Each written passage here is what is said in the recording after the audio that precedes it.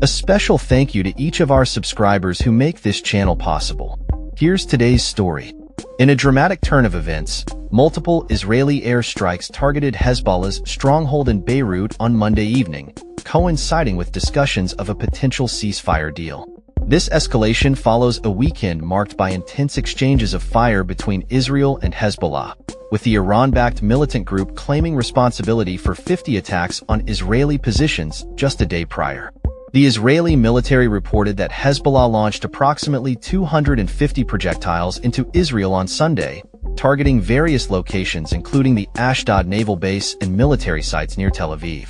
In response, the Israeli forces conducted intelligence-based strikes on several Hezbollah command centers located in the southern suburbs of Beirut, a region that has seen increased military action since the airstrikes intensified on September 30th.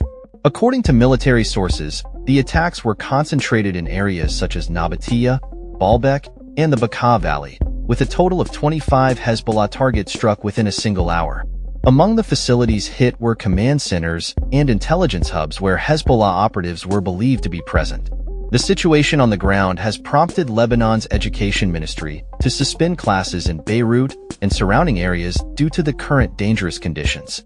Meanwhile, reports from the Lebanese health ministry indicate that at least 12 individuals were killed in two separate Israeli attacks in the southern district of Tyre, one of which occurred near the city of Tyre and the other in the town of Maraka.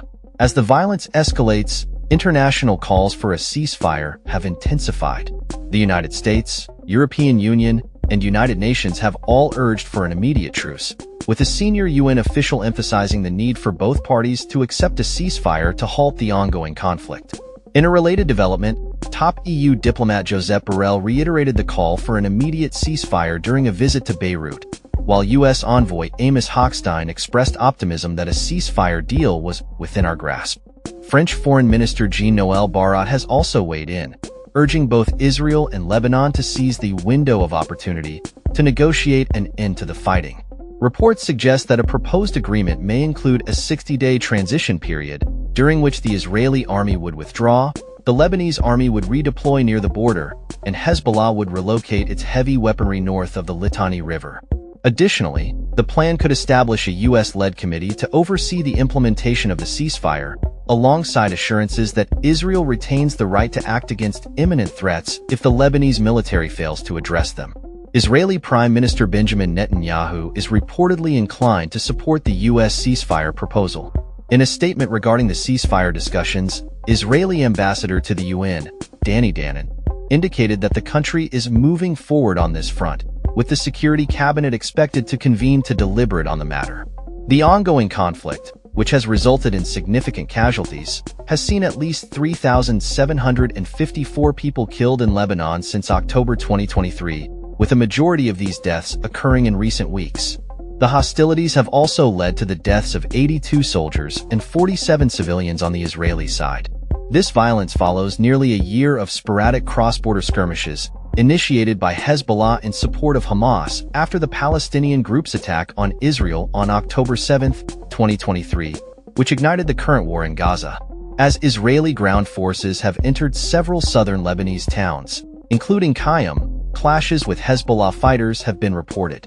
The situation remains tense, with many residents expressing fears about the potential consequences of a ceasefire that could allow Hezbollah to regroup and rearm.